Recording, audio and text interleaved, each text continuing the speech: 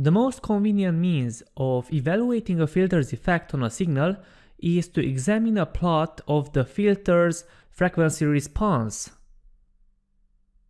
These graphs, often called Bodeplots, have magnitude in decibels on the vertical axis and frequency on the horizontal axis. The horizontal axis typically has a logarithmic scale such that the physical distance between 1 Hz and 10 Hz is the same as the physical distance between 10 Hz and 100 Hz, between 100 Hz and 1 kHz, and so forth. This configuration allows us to quickly and accurately assess the behavior of a filter over a very large range of frequencies.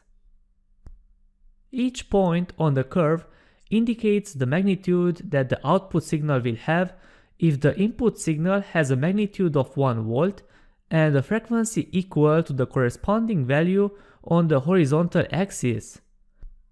For example, when the input frequency is 1 MHz, the output amplitude, assuming an input amplitude of 1 volt, will be 0.1 volt because minus 20 decibels corresponds to a factor of 10 reduction.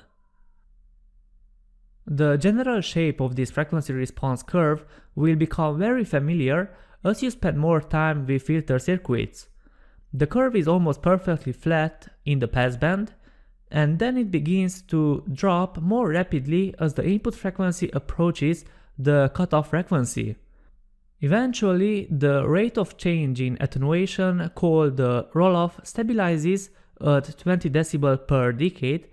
That is, the magnitude of the output signal is reduced by 20 decibel for every factor of 10 increase in input frequency.